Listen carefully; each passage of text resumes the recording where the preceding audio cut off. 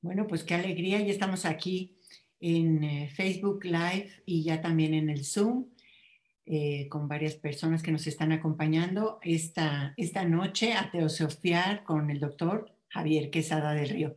Nos da muchísima alegría, Javier, estar contigo otra vez como siempre, platicando de temas tan interesantes sobre la Biblia. Y bueno, hoy el tema es fundamental y básico, hablar, como habíamos quedado, sobre la serpiente en la Biblia. Esta figura que muchas veces hemos escuchado, ¿no? En la narración del Génesis con Adán y con Eva, pero que con Javier vamos a poder profundizar muchísimo más para pues, poder dilucidar qué significa esa figura en los textos bíblicos. Y bueno, iremos de la mano con Javier. Muchísimas gracias, Marisa. Javier, te damos la palabra. Ya te envié la liga del Facebook para que Javier también pueda transmitir en su propia página. Quien guste lo puede seguir allí. Y bueno, pues mientras más se reproduzca este webinar, este teosofiar, pues más rico y más difusión va a tener este tema. Marisa, ¿cómo estás? ¿Qué tal? Muy buenas tardes, noches a todas, a todos. Nos alegra estar pues nuevamente una semana más. Esta semana pues con un día anterior al que solemos estar los miércoles, o sea, siempre en jueves, o ya es una costumbre, pero bueno, pues esta semana afortunadamente contamos con la presencia de Javier, quien nos hizo favor, nos propuso el tema y nos pareció muy interesante. Y bueno, pues les agradecemos muchísimo que estén aquí con nosotras a través de los distintos medios, con nosotros. Y pues eso, realmente hablar hoy de una figura enigmática, que nos cuestiona, con muchísimo significado y simbolismo.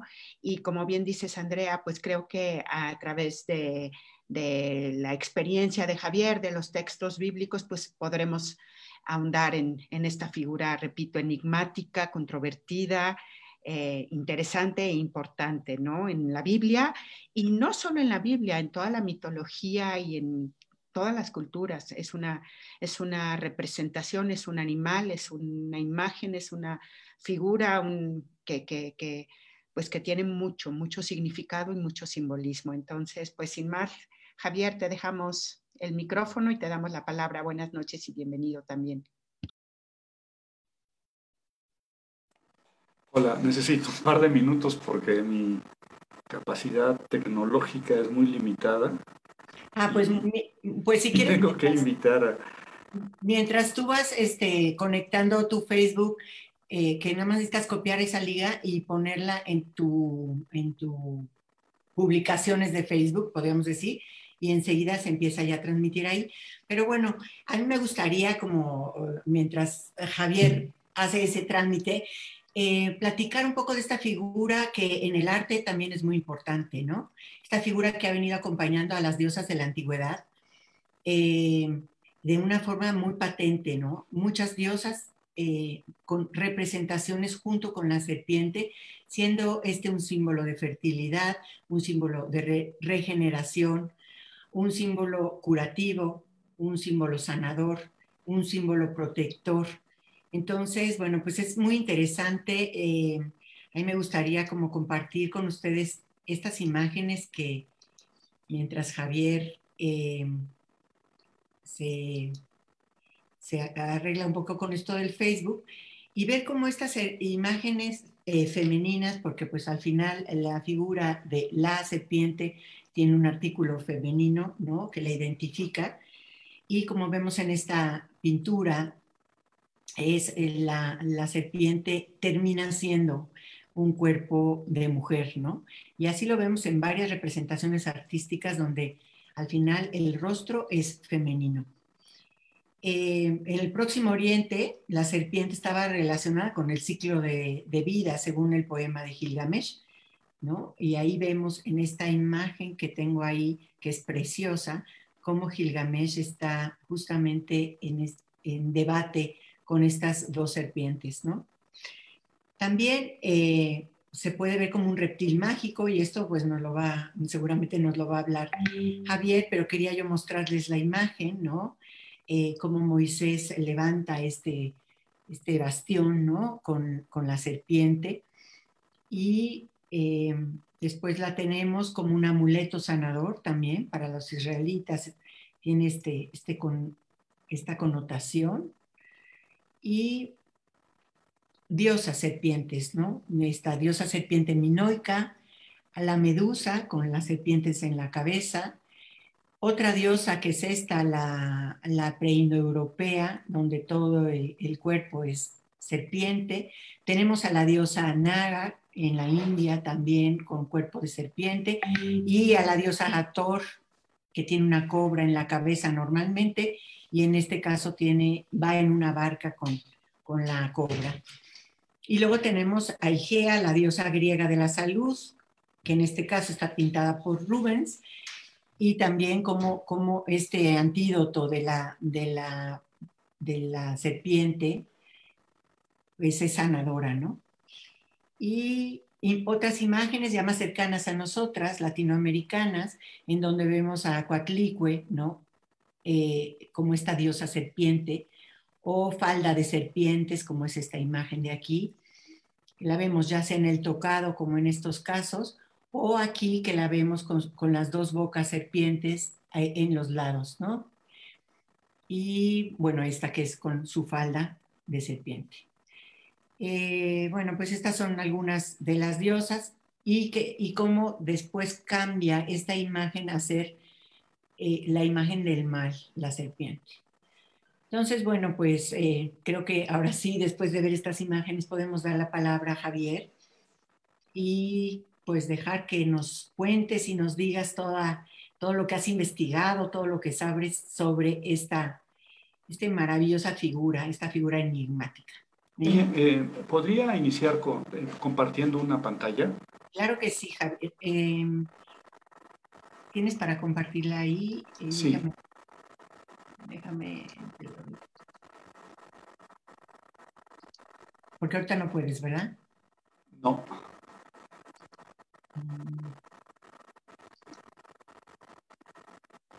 Déjame ver por dónde está. Sí, me dice que no.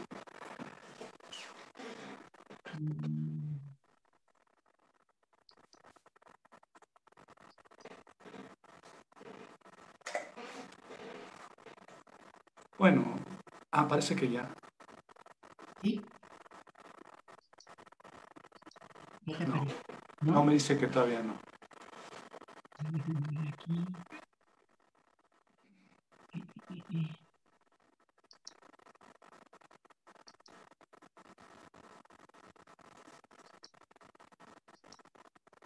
Es que me aparece la mía, compartir la mía. Bueno, no te preocupes. No. Yo quería mostrarle unas imágenes en las que, no hablando de la mitología precolombina, sino de imágenes en general populares, se representa a Eva como la serpiente.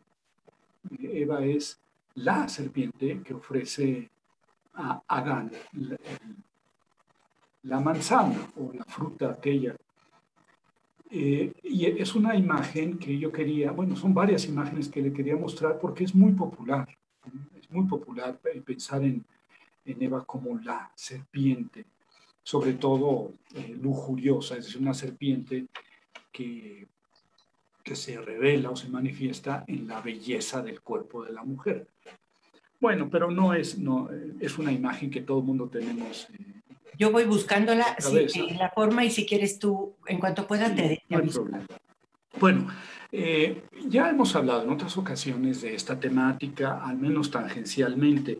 Hay que, sin embargo, que recordar, no tengo que recordar nada. Lo primero que quiero decirles es que estoy muy contento de estar otra vez con ustedes, reflexionando sobre estos puntos, que para mí es un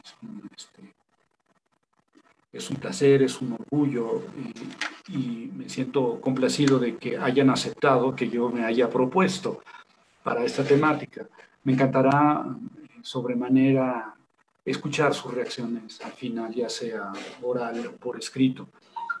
Ahora sí, tengo que recordar que ya en 2 conferencias anteriores hemos platicado sobre Génesis 3, este capítulo tan profundamente trascendental para la imagen de la mujer, tanto en la Biblia como en el judaísmo y también en el cristianismo. Sin detenerme otra vez en ese relato que ya alguna vez desmenucé en algunos puntos con ustedes, quiero subrayar que en la Génesis 3 la serpiente no es Satanás. La serpiente, bueno, están antes de Génesis 3, están Génesis 1 y 2. Y antes de Génesis 1 y 2 no hay nada. En Génesis 1, después de la creación de los animales y del ser humano, dice Dios que estaba bien. Y cuando habla del ser humano, dice que estaba muy bien. Nunca se habla de la creación de ángeles. Pueden buscar Génesis 1 y Génesis 2. No dice que Dios creara ángeles, ni querubines, ni serafines, ni arcángeles, ni potestades, ni dominaciones, ni principados. Eso es una teología, a lo mejor no es posterior, pero es diferente.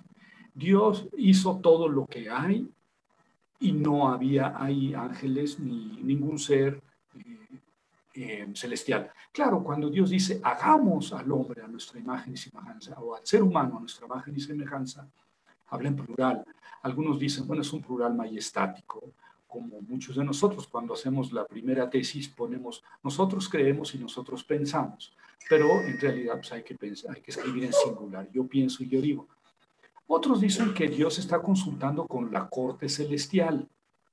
Eso es lo que yo pienso también, pero no se habla de la corte celestial, porque Génesis 1 y 2 hablan de la creación de la humanidad, o la creación de este mundo, no de la creación de ángeles, que fue antes o ya estaban. En todo caso, no es el asunto del que se preocupan Génesis 1 y 2. Entonces, la serpiente no es Satanás. De hecho, si nosotros nos centramos en la imagen de la serpiente en Génesis 3, dice al principio que era el más astuto de los animales. Ahorita voy a volver sobre ese punto.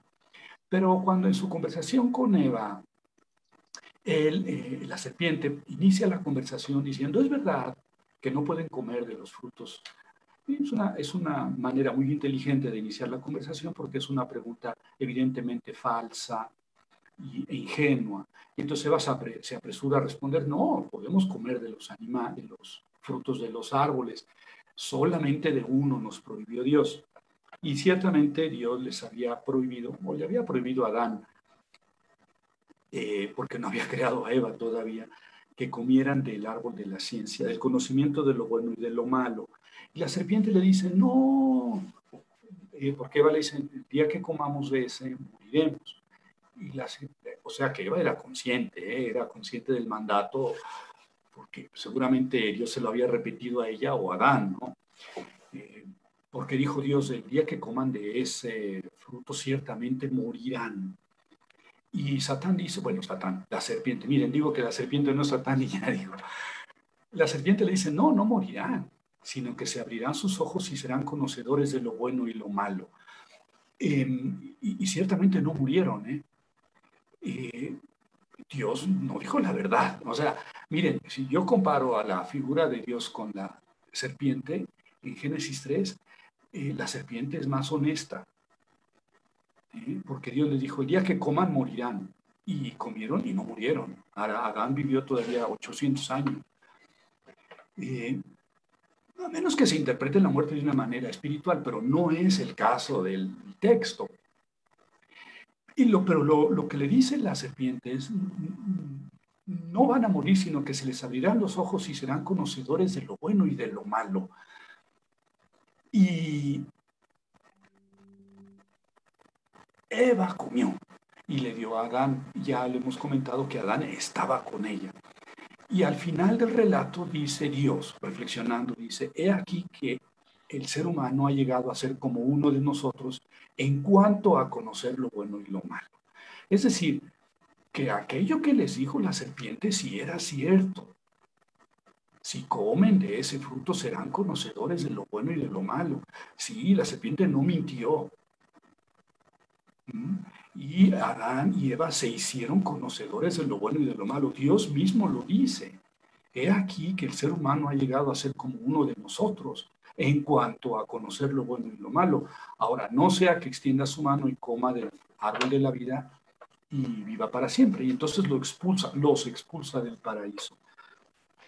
Entonces Dios no es claro, ¿eh? ¿Qué le costaba a Dios decir, miren, de ese fruto no coman porque el día que coman van a conocer lo bueno y lo malo, pero yo me voy a enojar y los voy a echar del paraíso?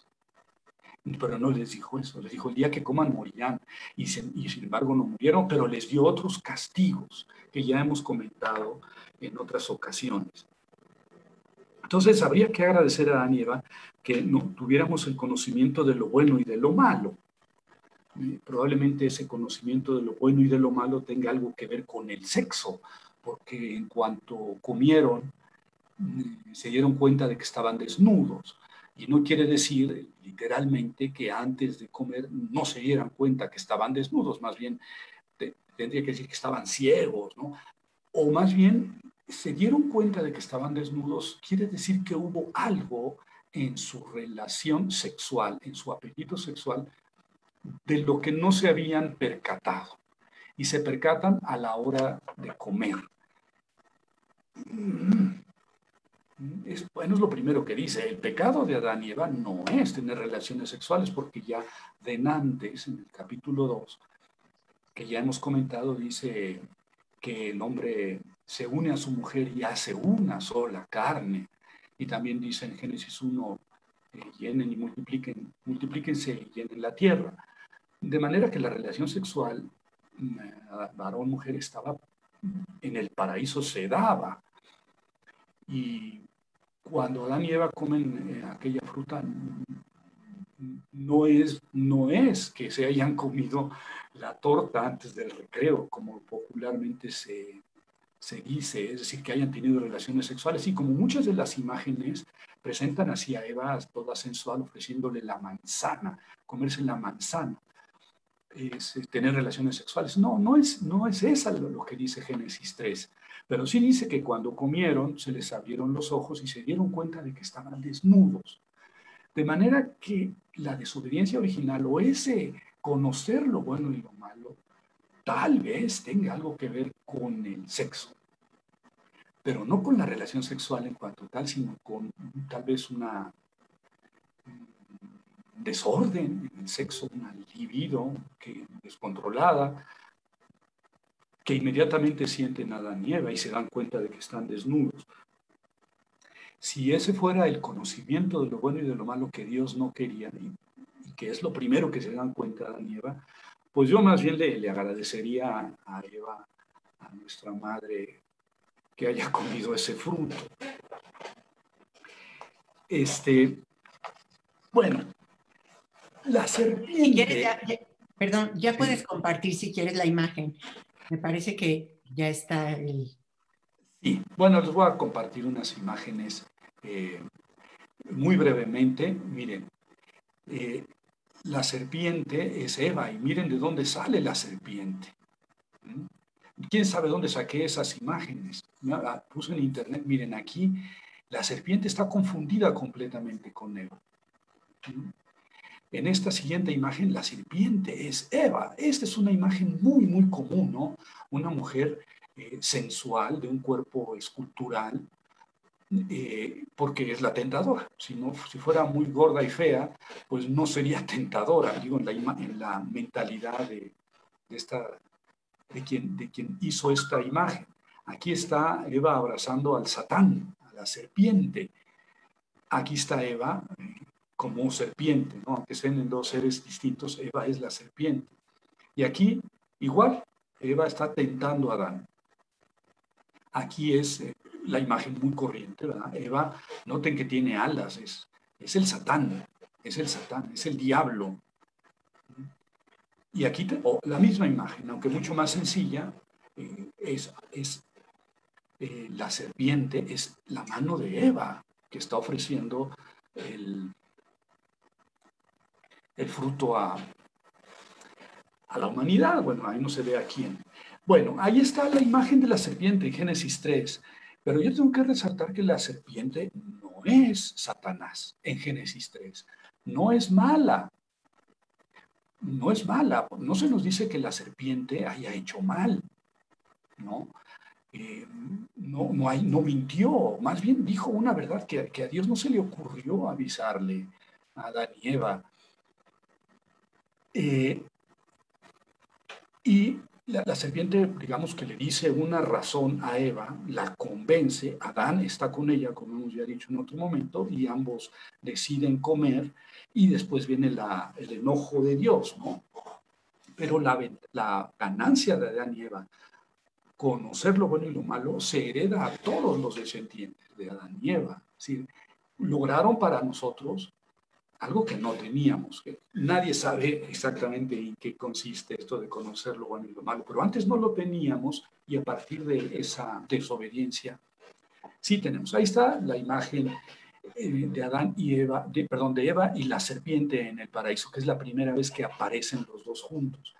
Tengo que hacer un excursus sobre la serpiente. Fíjense que en la mitología mesopotámica y cananea, en Ugarit, Sumeria, en Asiria, la serpiente es un dragón y es un dios malo al que el dios bueno tiene que vencer para crear el mundo. Así, Baal, en la mitología ugarítica, tiene que vencer al al dragón, a la serpiente, para poder crear al mundo. Lo mismo Marduk en Mesopotamia. Tiene que pelear con el dragón para establecer su poderío y poder crear la humanidad. Esta mitología medio oriental sí está en la Biblia, nada más que muy tangencialmente. Fíjense que el autor de Génesis 1 y 2 era bien consciente de esa mitología y precisamente quiso insistir en que Dios hizo todo, en que Dios hizo incluso a la serpiente. No es como en las mitologías orientales, en que Dios tiene que pelear y vencer con la serpiente para crear el mundo, sino que Dios hizo a la serpiente. Quiero leerles un textito del libro de Job que habla precisamente de esta mitología. Dice así, está hablando Dios a Job y le habla precisamente de Leviatán. Ustedes me van a decir, ¿quién es Leviatán? Yo cojo a la mitad esta descripción que Dios hace de Leviatán, la cojo a la mitad y dice así: sus estornudos lanzan rayos de luz, sus ojos son como los párpados de la aurora, de sus fauces salen llamaradas, se escapan chispas de fuego, de sus narices sale humo.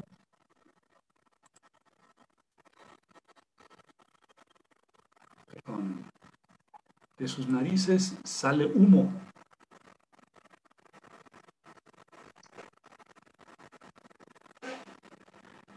Como de una olla caliente que hierve.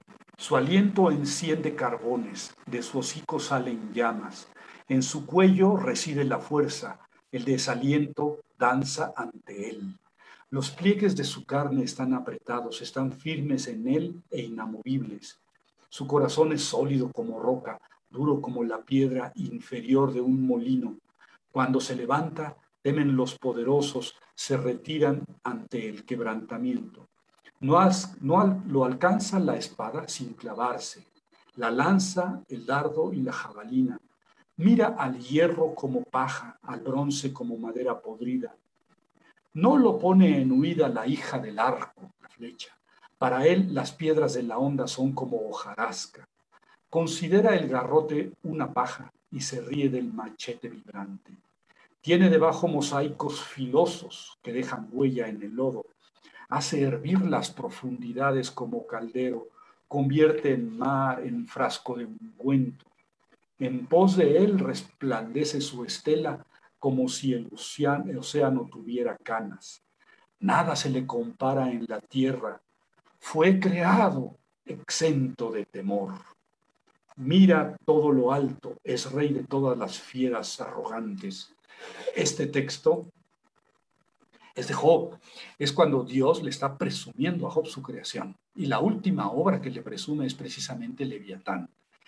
Y es la misma filosofía que tiene Génesis 1.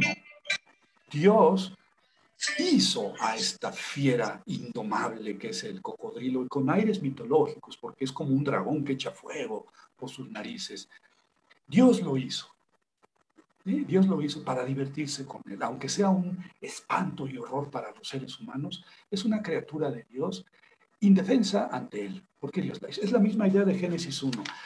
Y Génesis 1 quiere combatir estas mitologías medio orientales que ponen en la serpiente un enemigo al nivel de Dios, que tiene que ser vencido antes de la creación. Con este trasfondo, entonces, la serpiente sí es el dragón, sí es el enemigo de Dios. Pero esa es la mitología que está detrás. En Génesis 3 no aparece así. Bueno, en Ezequiel, en el libro de Ezequiel, en el capítulo 28, es el único texto en el que se habla del paraíso y de una expulsión del paraíso a causa de la arrogancia. Y es un oráculo contra el rey de Tiro. Y Dios, o el profeta Ezequiel le dice, porque te hiciste arrogante, aunque vivías en el Edén, así dice, aunque vivías en el Edén, eras un querubín, te hiciste arrogante y por eso fuiste expulsado. Es muy parecido al relato de la caída de Génesis 3, pero noten que, como les acabo de decir, en el Ezequiel 28, el rey de Tiro es un querubín, es un ángel. Bueno, así lo llama querubín, y que fue expulsado del Edén. Para los intérpretes cristianos, los primeros padres de la iglesia, leyeron en ese oráculo sobre el rey de Tiro, del profeta Ezequiel, leyeron ahí la expulsión de Lucifer del Edén. Y esta teología está en el Nuevo Testamento, en el Apocalipsis 12. Micael, quien como Dios, se enfrenta a Satán, a la serpiente tortuosa, al diablo y Satanás, dice Juan en el Apocalipsis, y lo vence y lo destierra, con tan mala suerte para los seres humanos que lo desterró del cielo y lo arrojó a la tierra. Y ese es el drama de la serpiente. Sí, en el Nuevo Testamento, en el Apocalipsis, el diablo es Satanás, es la serpiente, siguiendo, digamos, la imaginería de Génesis 3. Pero en Génesis 3, insisto, la serpiente no es Satanás. De hecho, no hay ningún texto en el Antiguo Testamento que diga que Eva es la serpiente, que Eva es la tentadora. Ningún texto. Nunca se relaciona a la mujer con la serpiente como tentadora, jamás. Esa idea tampoco está en el Nuevo Testamento, porque la serpiente, el diablo, Satanás, ataca a la mujer. Si se acuerdan de la imagen del Apocalipsis 12, ataca a la mujer y quiere comer a su hijo en cuanto nazca.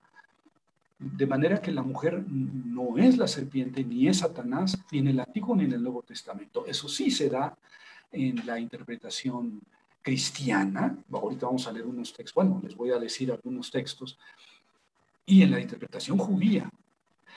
Y ya hemos comentado cómo la identificación de la serpiente con Eva es un paso muy sencillo, pero que bien es el último. El primer paso que da la tradición judía, como también la tradición cristiana, está en considerar que Eva fue la tentada. Es muy sencillo. Miren, si Eva fue la tentada, Eva tentó a Adán. Entonces, Satán es a Eva lo que Eva es a Adán. Esto sucedió en la tradición judía, sin identificar a Eva con la serpiente, pero sí como, digamos, la corrompedora, la tentadora de Adán.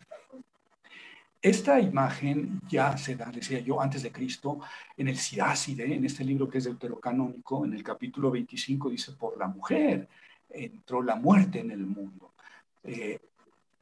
leyendo que en Génesis 3, Eva estaba sola con la serpiente y Eva fue la convencida por la serpiente y Adán no estaba con ella y ella fue después a ofrecerle aquel fruto a Adán.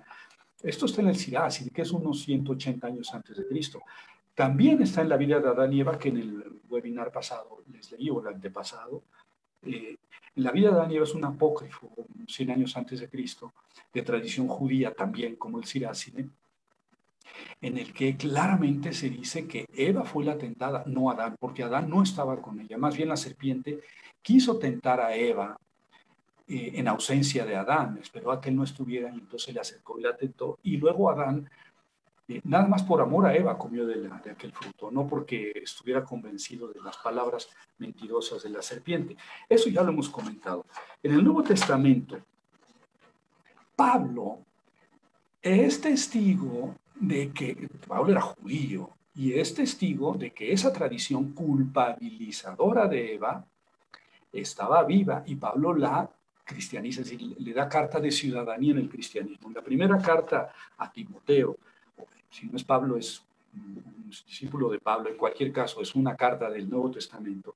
Primera carta a Timoteo, capítulo 2, versículo 14, dice que Eva fue la engañada, no Adán, y que una vez engañada incurrió en transgresión. Lo dice claramente este autor de la primera carta a Timoteo, capítulo 2, versículo 12. De manera que esta tradición judía y cristiana de la culpabilización de Eva no identifica a Eva con la serpiente, pero es muy fácil el siguiente paso. Eva fue la que ofreció aquella fruta a Adán y Adán, por X razones, comió de aquella fruta. Entonces, se acercan las figuras de Eva y la serpiente. Ahora vamos, ya dije que en el Nuevo Testamento ni Eva no es la serpiente, ni no se identifica la mujer con la serpiente, aunque fíjense que estaba a tiro de piedra de esa identificación. En arameo, Eva es Javá. En hebreo Eva es Javá. Nosotros decimos Eva por el griego y por el latín decimos Eva, pero en realidad el nombre de Eva se pronuncia Javá. Javá. Y serpiente en arameo es Jeuía.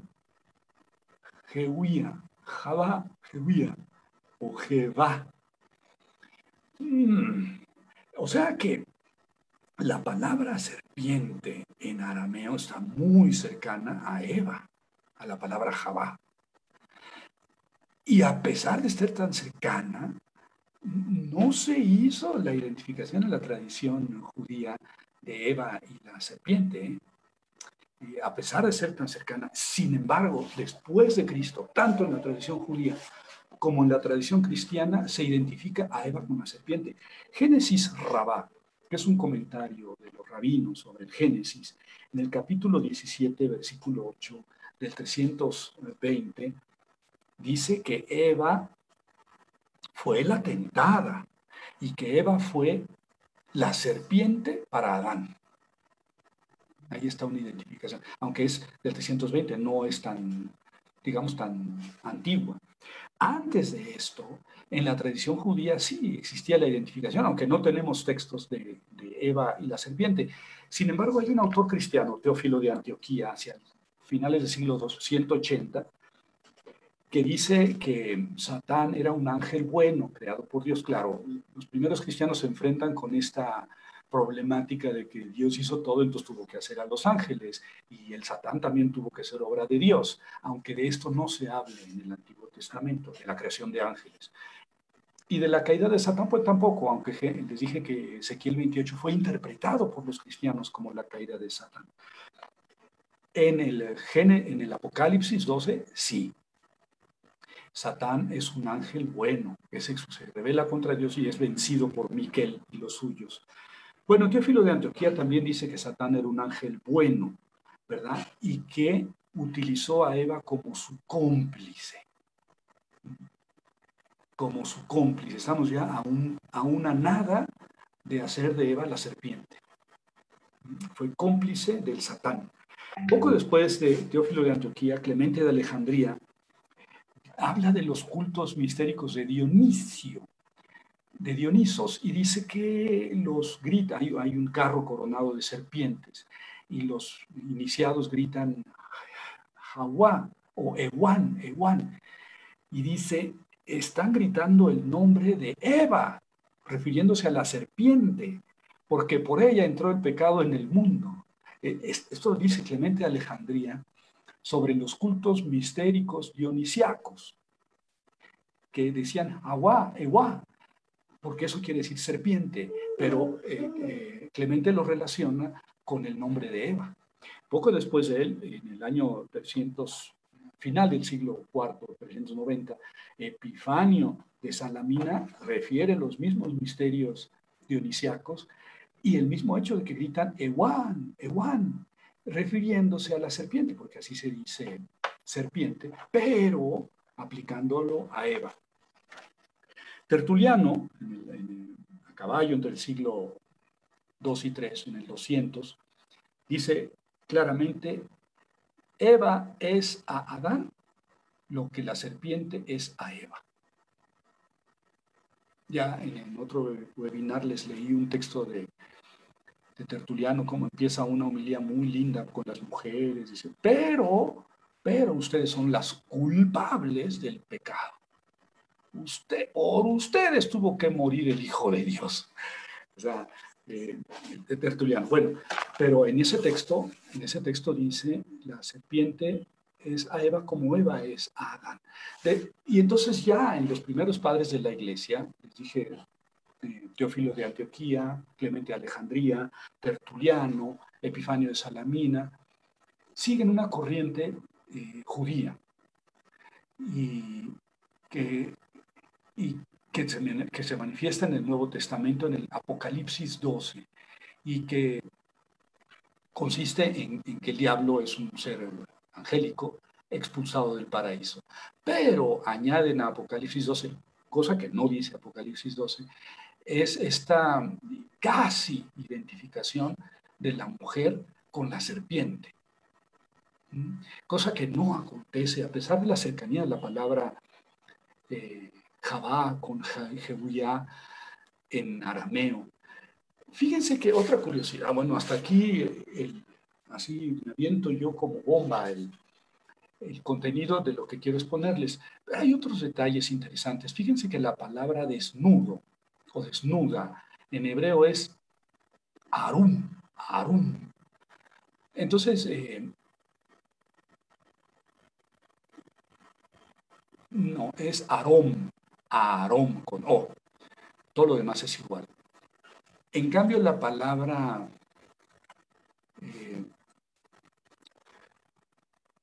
astuto o astuta es arum.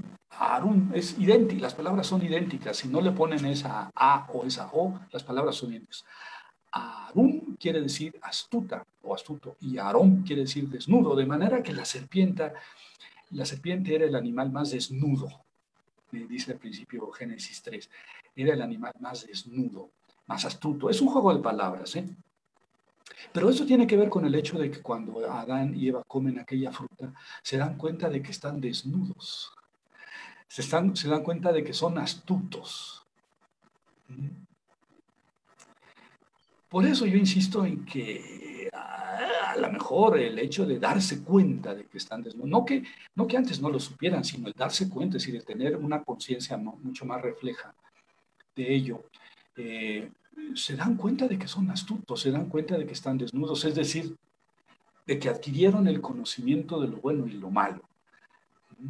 Este es un juego de palabras típico en hebreo, vamos, en el Génesis 3 muy claro, entre la palabra Aarón y la palabra Aarón. Otras curiosidades ahí en el texto de Génesis 3, que es un texto tan bello y tan profundo, pero que no es nuestro, digamos, el motivo del webinar de hoy. En resumen, la serpiente en Génesis 3 no es Satanás. No es mala ni es mentirosa.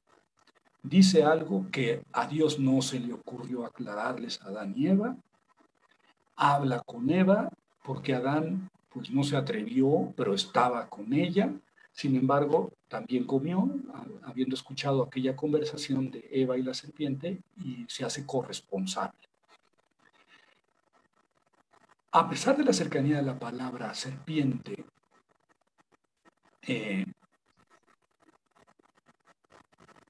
con la palabra Eva en arameo, en la Biblia no se explota esa cercanía. Es decir, la mujer no es serpentizada en el Antiguo Testamento ni en el Nuevo Testamento. Sin embargo, la tradición judía y la tradición cristiana, empezando por primera carta a Timoteo, culpabilizan a Eva del pecado de Adán. Con esto empieza, digamos así, la identificación de Eva con la serpiente. Sin embargo, esa identificación es posterior. Es después de Cristo, Génesis Rabá, Teófilo de Antioquía, Clemente de Alejandría, Tertuliano y Epifanio de Salamina. Y es un paso lógico que había que dar después de liberar al varón de la culpabilidad del pecado, digamos, de origen del primer pecado, pues viene la identificación de la mujer con la serpiente, y es una identificación tardía en cuanto se refiere, no está en la Biblia, es después de la Biblia posbíblica, pero que tuvo mucho, vamos, se enraizó, echó raíces muy profundas en la espiritualidad cristiana, y desafortunadamente pues ha tenido mucho, digamos, mucho éxito, cuando yo insisto en que habría que agradecerle a Eva que nos hizo darnos cuenta de nuestra desnudez, si en eso consiste el ser conscientes de lo bueno y de lo malo. ¿Qué les parece? A ver, Javier, a mí, pues, de acuerdo, comentamos que queríamos entablar un poquitín de diálogo. A mí me gustaría, digo, realmente tú eres el experto en Biblia, pero dado que estamos tocando la figura, incluso simbólica, el simbolismo de la serpiente, más allá de animal, ¿no? Como figura, que es aparte es una figura mítica, en la mitología lo hemos dicho, pero más bien como ver más allá, precisamente, ¿qué implica esta figura? ¿Cuál es el papel, el rol que juega o que desempeña? Por un lado, lo que despierta, o sea, si nosotros pensamos, como decía yo al principio, es una figura enigmática, es una figura ambivalente, es una figura que causa terror, que causa asco, que causa miedo, pero que es fascinante, quizá por lo mismo aterrador. Lo que quiero decir es que hemos estado acostumbrados o enseñados por una teología muy dualista, bueno o malo, miedo o pecado y salvación. A mí me gustaría contextualizar a la serpiente más en una dinámica de tensión, ¿sí? Abrir los ojos, esta desnudez, es una inocencia primera, ¿no? No es tomar muy al literal los textos, o sea, el ser humano sabemos por el crecimiento, desde que nacemos, pues claro que no sabemos desnudos, pero con la adolescencia nos entendemos y nos vemos desde otro lugar nuestra desnudez. Y siempre se nos ha manejado también la duda o el cuestionamiento como algo negativo. Y eso no es negativo. La serpiente, esta figura, puede ser esta voz interior de cada ser humano, hombre, mujer, en donde vemos nuestras carencias, nuestras desnudeces, vulnerabilidades, y donde vemos nuestras aspiraciones y nuestros deseos y anhelos. O sea, esta caída, este pecado, no es simplemente un abrir los ojos a una conciencia de, pues en nuestra vida de adolescencia y de madurez, ¿no? Es un paso hacia el reconocernos como seres humanos y al ver, pues yo creo que es ir tratando de entendernos e ir creando, o irnos formando o forjando nuestra propia subjetividad. Es un proceso de madurez, más allá de una tentación, de una caída, de un pecado, de un árbol, de un bien, un mal. O sea, la vida tiene bueno y malo y lo sabemos, pero más allá de bueno y malo como opuestos, es esta tensión, repito, que pues sí, yo en la mañana me levanto con muy buena cara y estoy de buenas y al ratito puedo voltearme a, no sé, a darle una nalgada a mi hijo. O sea, ¿me entiendes? Es una tensión, pero no es bueno y malo como tal. No sé, yo por ahí eran mis, incluso digo, porque estuve investigando un poquitín, también el mismo hábitat, o sea, la tierra, el lodo, el pantano, las rocas, el agua, esta, ¿cómo se llama? Pues hábitat, repito, donde se viven, bueno, geográficamente, o estos animales, también nos apuntan a una capacidad de adaptación y a un terreno fangoso como en nuestra vida, un terreno lodoso, pero que también tiene mucho significado con el agua de la creación, el caos, la creación, el resurgimiento, la longevidad, una nueva creación, la transformación, este cambio de piel de las serpientes. O sea, también ahí hay regeneración, hay vida, hay nuevas oportunidades.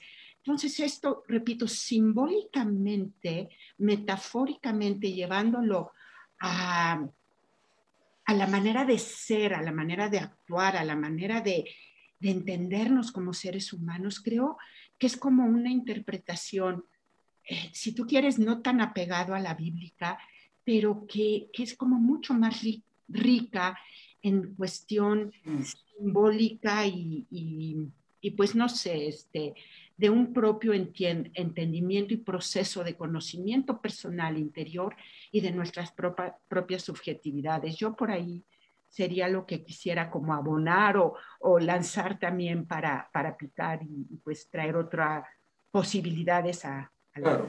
a la... Yo tendría un comentario antes de otra que lo acabo de decir, pero que quiero subrayar. Este relato de Génesis 3 no tiene trascendencia en la Biblia. Noten ustedes como en ninguna parte de la Biblia se habla del pecado de Adán y Eva. No, no se habla. Si acaso les dije Sirasi de 25, que es un texto muy tardío y que dice, lo único que dice es por la mujer entró el pecado en el mundo. Pero es un texto muy tardío, o sea, prácticamente todo el Antiguo Testamento no vuelven a hablar de Génesis 3. Y es que a lo mejor ese no vuelven a hablar quiere decir Génesis 3 no es representativo de la teología judía ni del Antiguo Testamento. No lo es. Porque si fuera representativo, sería un mito al que se recurriría constantemente, pero ni los profetas, ninguno habla de Génesis 3. O sea, a lo mejor nosotros, como tenemos ese texto al principio, le estamos exigiendo algo que el texto no tiene capacidad de darnos. El texto no es constitutivo de la teología judía, de la teología del Antiguo Testamento. Que nosotros lo engrandezcamos y lo absoluticemos es problema nuestro. Hay que verlo desde esa perspectiva. El Génesis 3 es básicamente, como todos los primeros 11 capítulos del Génesis, etiología. Al autor le interesa explicar por qué la mujer está sometida al varón. Porque Dios la castigó por esto. ¿Por qué la mujer sufre al dar a luz? Porque Dios la castigó. ¿Por qué el varón tiene que trabajar en la tierra y sufre? Porque Dios lo castigó. ¿Por qué si Dios nos hizo buenos y nos hizo y nos ama, ¿por qué estamos ahorita en una circunstancia de sufrimiento y lejos de eso? Es que antes. El problema verdaderamente fuerte cuando se considera este relato como historia es San Agustín y el pecado original. Si historizamos este relato, ya lo arruinamos. Y entonces tenemos que generar esa teología del pecado original que ahorita a nadie le entiende y a nadie le gusta. Entonces son relatos etiológicos que hay que verlos en su justa dimensión. ¿Por qué la serpiente?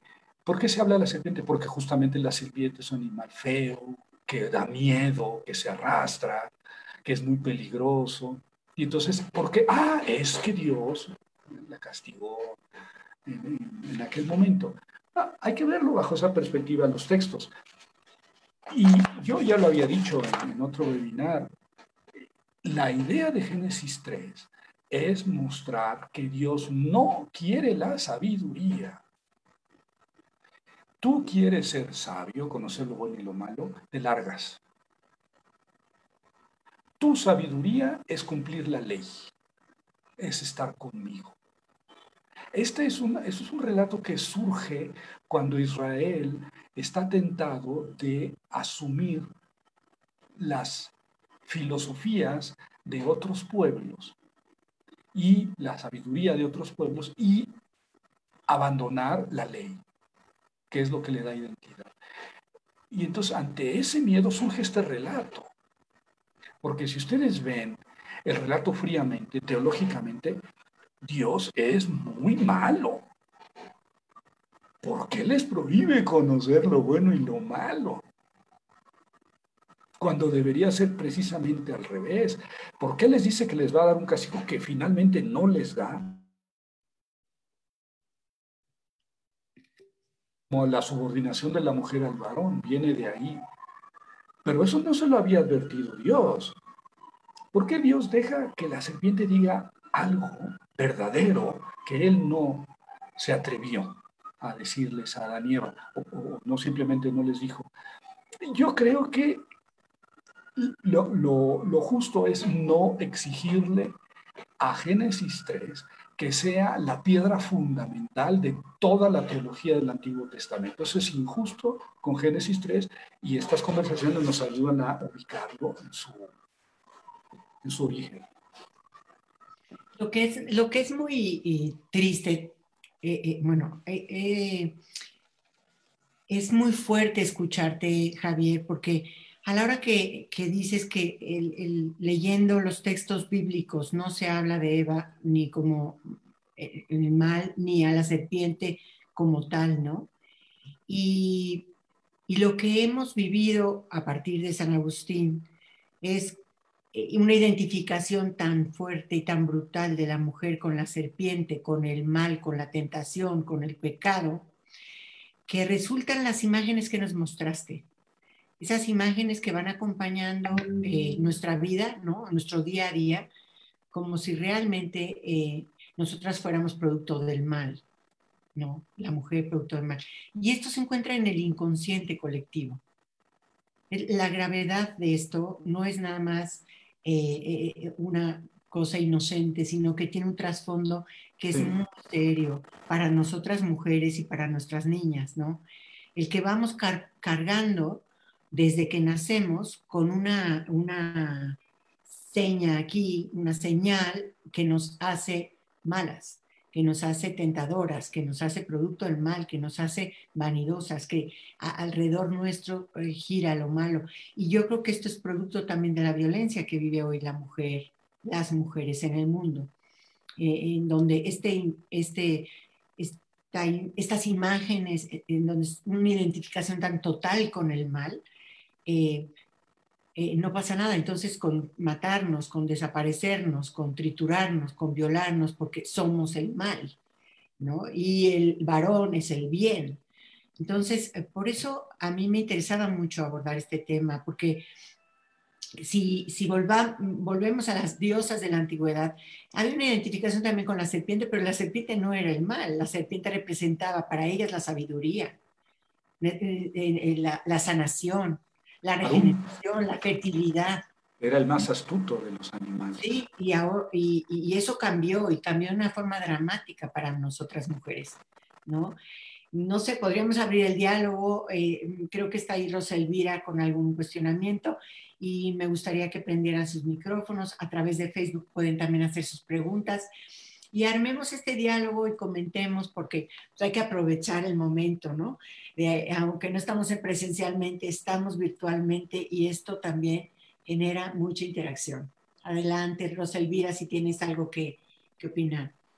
No, a ver, yo escribí ahí algo, buenas noches a todas y a todos, sí, donde a mí el tema cuando plantearon lo de la serpiente se me hizo muy interesante porque es eso, desgajar y desmitizar lo que hay detrás de ella. Cuando hablaba a Javier y decía que la serpiente no es Satán, yo me preguntaba, ¿y por qué se eligió como símbolo y no otro?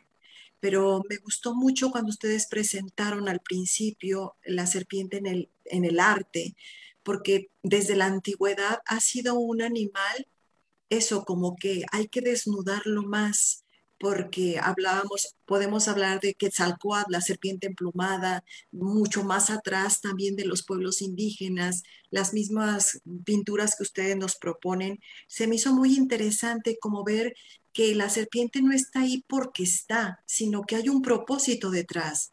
El autor tiene un propósito por haber puesto la serpiente, ¿por qué no puso otro animal?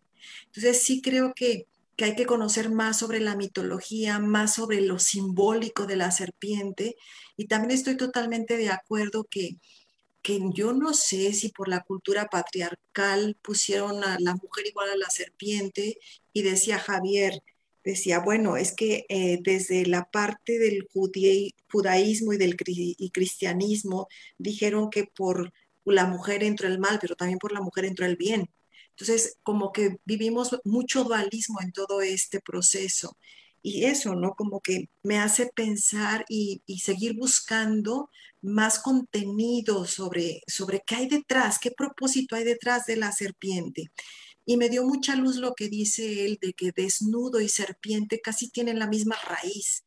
Y a lo mejor es eso, ¿no? El aprender a desnudarnos delante de los otros, de nosotros mismos, y no para moralizar y no para decir está el bien y está el mal, sino qué me hace desnudarme para ser más yo, para buscarme más delante de los otros, para que crezca el ser humano no como hombre-mujer, sino como plenitud.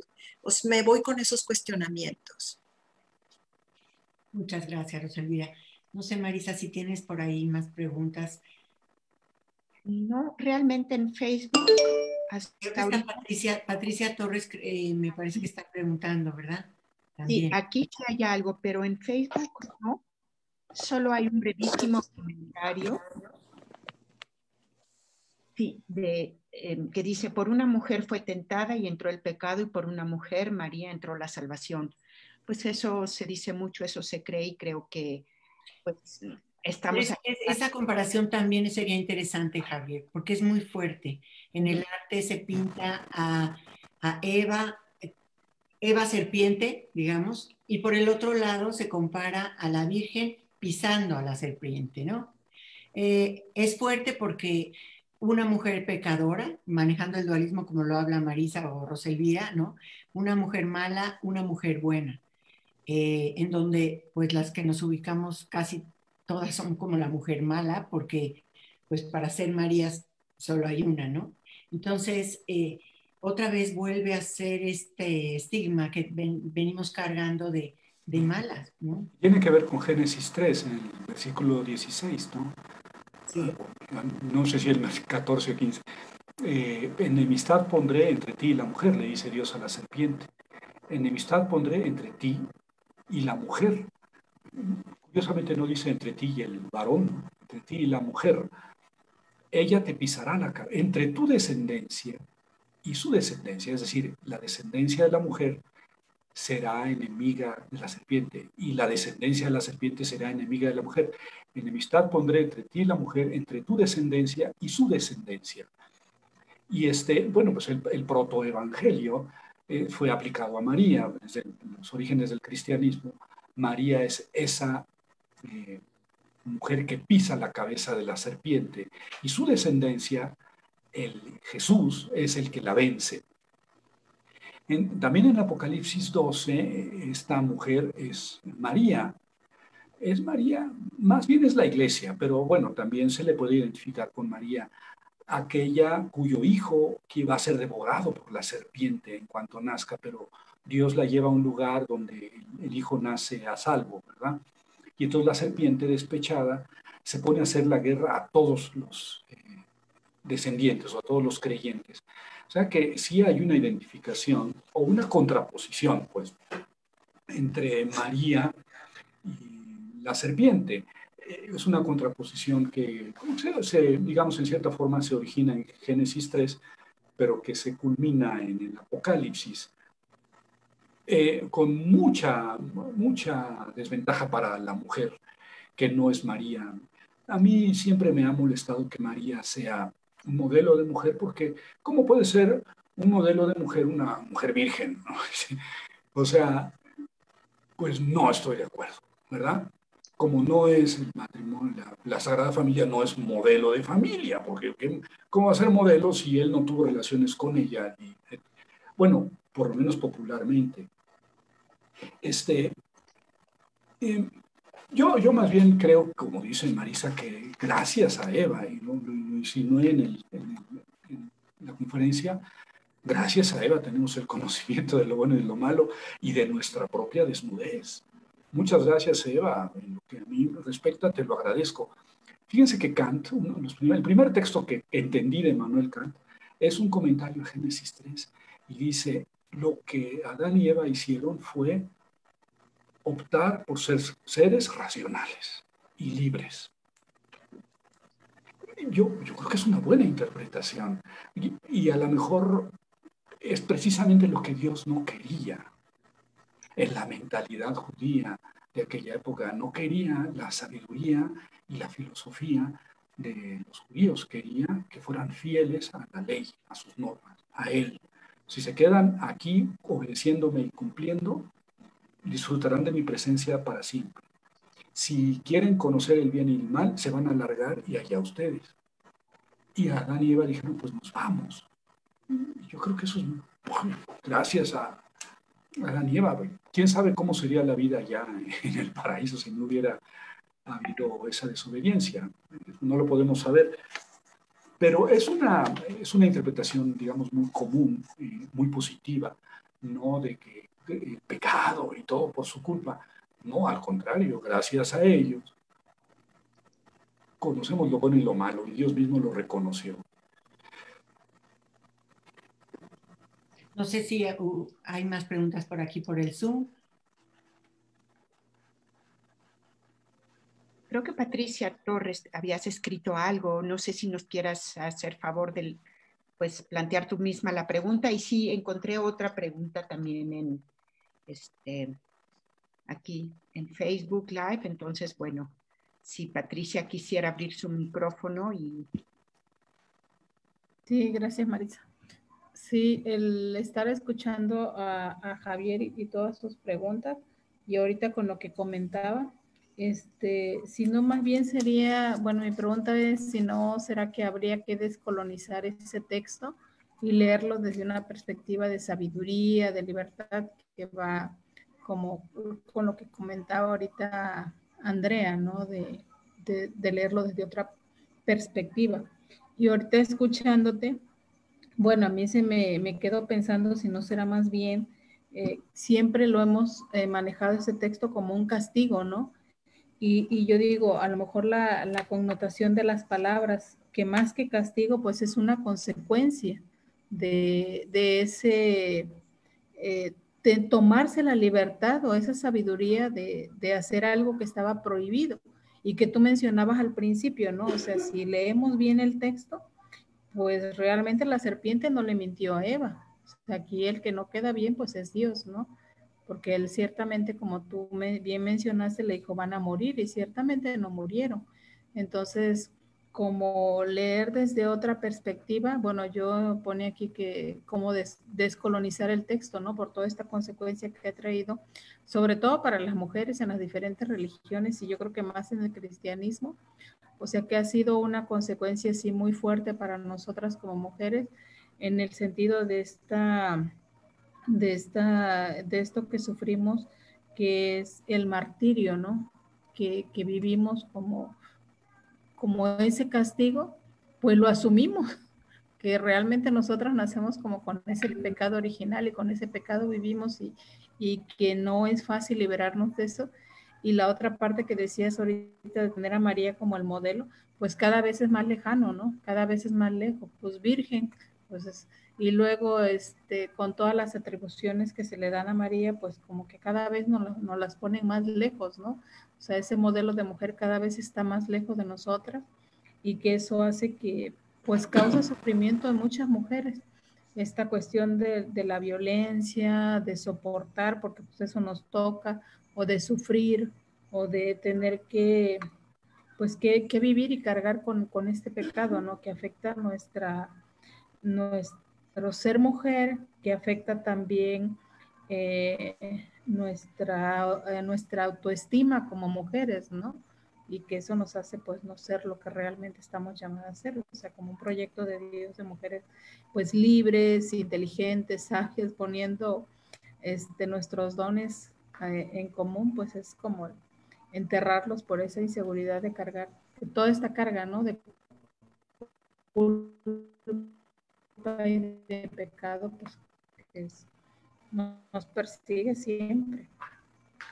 Sí, muy fuerte. No sé si quieres hacer la otra pregunta. No, me quedo con eso de que creo que para mí la tarea sería como descolonizar, ¿no? El texto. Muchísimas gracias.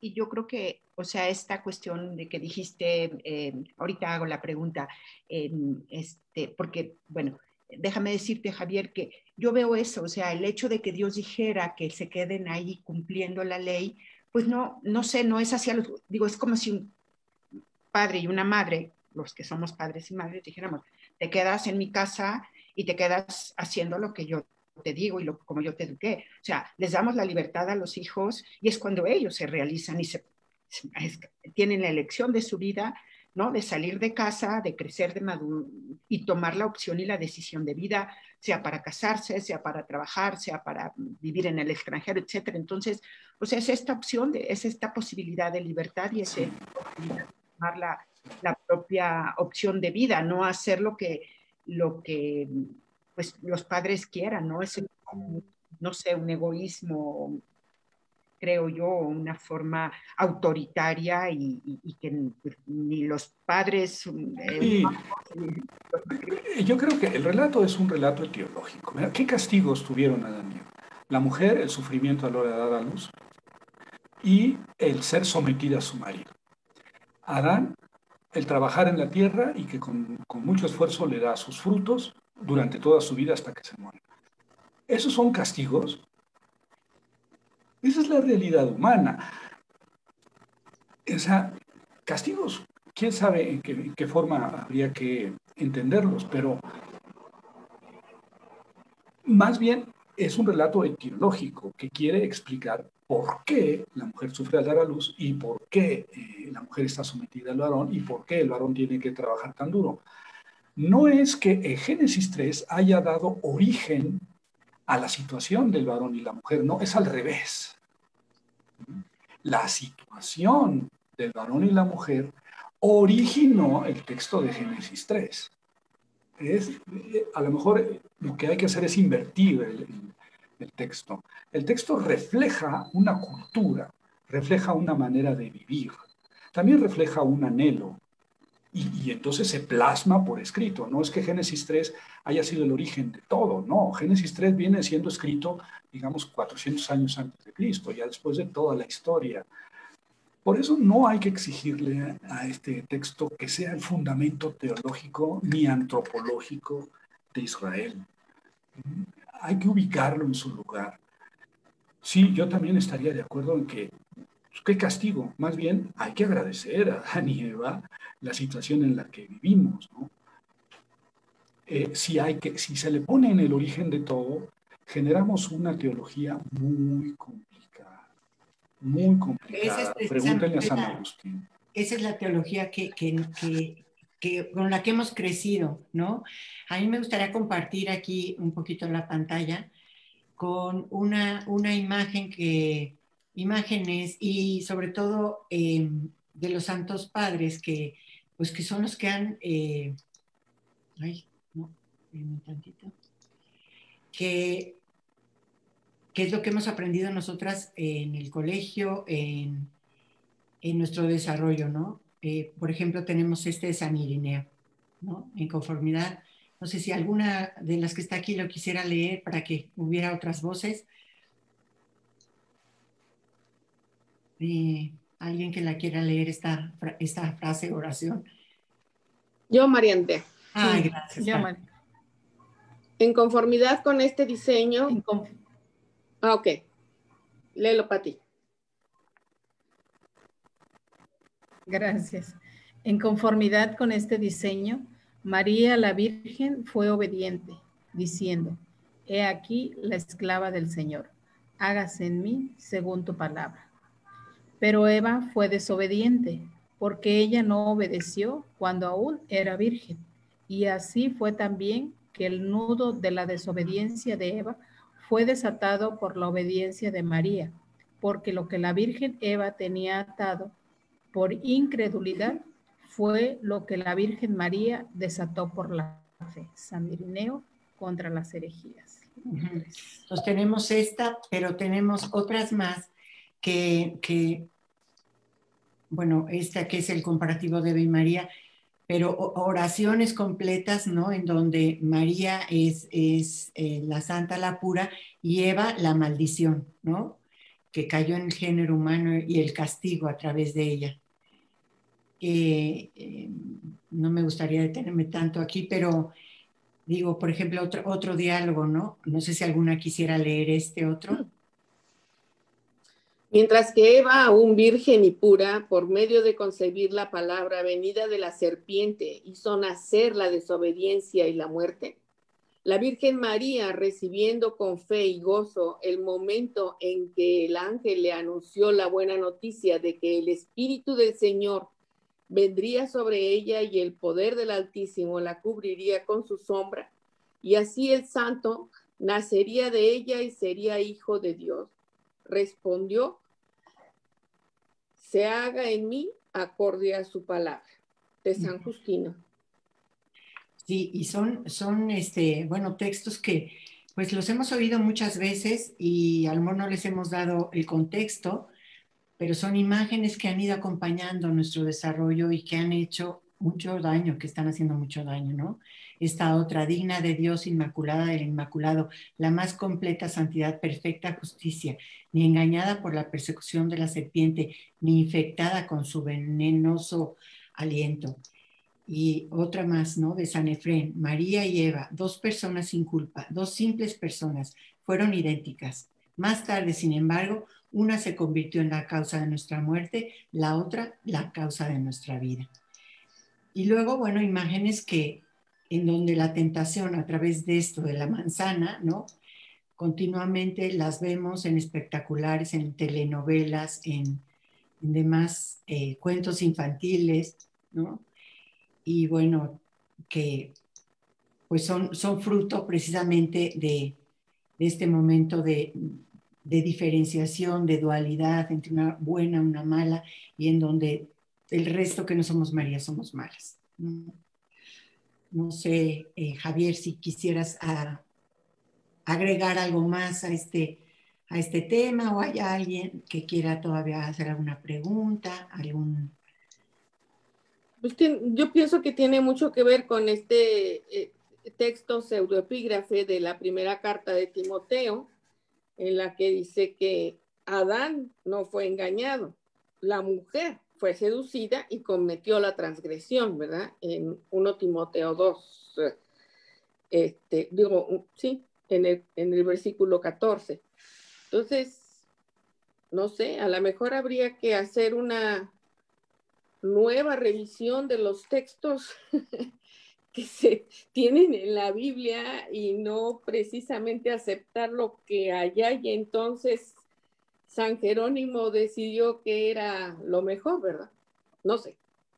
Sí, por eso el interés de tener a Javier, alguien que estudia, que se mete en los textos bíblicos y que desentraña, desmenuza cada palabra y en donde nos dice, bueno, pues es que aquí no dice eso, que después se ha repetido y se ha eh, eh, metido en el corazón de cada uno de nosotros, ¿no?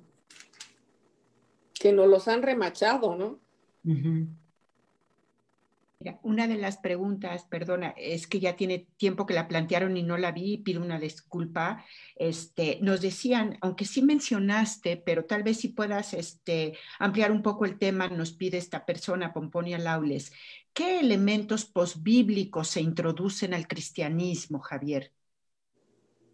Porque sí mencionaste, pero ella pide que si podrías ampliar un poco más este tema. Respecto de Eva y la serpiente, la identificación. O sea, no hay ningún texto bíblico que identifique a Eva con la serpiente. Ninguno. Eso es lo más importante. Sí hay textos, como ya mencioné, el Siráside y luego Timoteo, que dicen que Eva fue la pecadora, ¿verdad? Primera. Y esto, en cierta forma, hace de Eva una serpiente, porque si ella fue la tentada, ella convenció a Adán de comer la fruta. Pero esa identificación no se da en la Biblia. Esa identificación es posbíblica y se da tanto en el judaísmo como en el cristianismo. Sí, yo les dije, bueno, del judaísmo hay varios autores, pero el que más recuerdo es Génesis Rabá, que es el comentario al Génesis de los rabinos. Y en los cristianos ya desde el siglo II, Teófilo de Antioquía, Clemente, Tertuliano, desde el siglo II, es muy, Ireneo, bueno, Ireneo en el texto que leímos no identifica a Eva con la serpiente, pero sí con la culpa. Es algo que se siguió en la tradición judía antes de Cristo y en la tradición cristiana. Pero la identificación de la mujer, de Eva con la serpiente, es algo que estaba a tiro de piedra, es lo que a mí me sorprende porque Juía, Javá, Juía serpiente en arameo. Ni modo que los autores no lo supieran, que la palabra Eva estaba muy relacionada con la palabra serpiente fonéticamente, pero no se explotó esa similitud. Eso se hizo después, como lo leía en los textos. Pero no les leí los textos, porque algunos textos son complicados, ¿no? Traducirlos, yo prefiero traducirlos yo, porque luego las traducciones varían y a veces no convencen. Entonces no lo hice, pero sí están los textos. Si quieres te puedo decir de Teófilo de Alejandría, que es en el 228, el texto te lo puedo... Si quieres, podemos hacer llegar también a todos. De Clemente de Alejandría es en la exhortación a los paganos, capítulo 2, número 12, exhortación a los paganos. Epifanio de Salamina en la exposición de la fe, en el capítulo 10, versículo 7. Y el Génesis Rabá en el capítulo 17, versículo 8. Sería muy denso que yo les leyera esos textos. Pero bueno, sí, les puedo mandar el apunte que tengo para que quienes deseen lo lean con más detenimiento. Uh-huh. Y Javier, en este estudio que tú este análisis que has hecho de este personaje, figura, símbolo, podría haber alguna relación con la sabiduría, la serpiente sabiduría? ¿Podría ser que el pueblo de Israel la tomara como un animal sabio, como lo hacen las diosas en estas representaciones que mostré al principio? Se lo debo, ese trabajo se lo debo. Hay unos textos en que la serpiente es buena y mala, en Números. ¿Se acuerdan que Dios les envió serpientes que picaban a los israelitas por el desierto y muchos morían? Entonces Moisés hizo una serpiente de bronce y la levantó en un palo, y los que eran mordidos por la serpiente miraban la serpiente de bronce y el veneno de la serpiente que les había mordido quedaba sin efecto. Años después, los israelitas adoraron a esa serpiente, por tanto, me acuerdo que el rey mandó destruirla. Ahí se ve la ambivalencia de la serpiente. Ahora, yo estudié la palabra Nahash, que es la común para hablar de serpiente, pero hay otras palabras. Y en ninguna la serpiente es la sabiduría. Okay. Bueno, la palabra Nahash nunca aparece como sabiduría. Sin embargo, la palabra, bueno, a lo mejor otra palabra que se utiliza para decir serpiente sí se relaciona con la sabiduría, pero no lo tengo en mente. Bueno, pues será tema para otra reunión, seguramente, otro webinar que vayamos a organizar con Javier. Pues agradecerte muchísimo este tiempo que nos has regalado y sobre todo agradecer también a cada una de ustedes y cada uno que se ha conectado a través del Zoom, a través de Facebook. La verdad, hemos tenido aquí 1028 personas alcanzadas con este webinar a través de Facebook y pues eso me da muchísimo gusto que vayamos compartiendo sobre todo sabiduría, teosofiando sobre estos seriedad. Claro. Luego se manejan cosas con una facilidad que no tienen. Yo me canso de leer artículos científicos que dicen hay lugares comunes y tonterías que no están bien cimentadas. ¿Puedo hacer un anuncio? Claro que sí, Javier. Voy a hacer una conferencia en mi Face y también por Zoom para mis cuadernos sobre la prostitución sagrada. Este es un tema que también tiene mucho que ver con el feminismo porque básicamente se habla de prostitutas sagradas en el culto de los Baales, aquello que los israelitas cercenaron completamente de su cosmovisión. Pero resulta que no existía tal prostitución sagrada. ¿Cómo? No existía.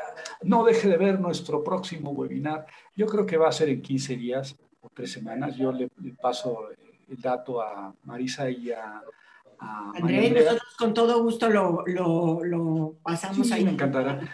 Es un trabajito que pienso sacar un artículo a fin de diciembre, ya terminado, sobre este tema porque muchas Biblias hablan de la prostitución sagrada y yéndose al texto hebreo, dicen algo diferente. Entonces ya las convencí de que nos veamos dentro de unos 15 días. Yo les aviso. Muchísimas gracias, Javier. No sé, Marisa, si tienes alguna otra. Pues nada más agradecer nuevamente tu presencia, Javier. Muchísimas gracias. A ti, Andrea, como siempre, y pues a todas, a todos por acompañarnos, apoyarnos, seguirnos. Y recordarles que mañana jueves, pues tenemos nuestro programa, pero mañana cambiamos de horario. Es a las 12 a mediodía, horario de México, porque tenemos una invitada chilena y a un invitado mexicano. Pero pues a las 12 de mediodía les esperamos a quienes quieran acompañarnos mañana con otro tema muy interesante también. Que es abusos de la Iglesia Católica, Chile y México. No se lo pierdan, va a estar muy importante, muy interesante. Un abrazo fuerte, que tengan buena noche. Un abrazo. Gracias, Javier. Hasta luego, que les vaya.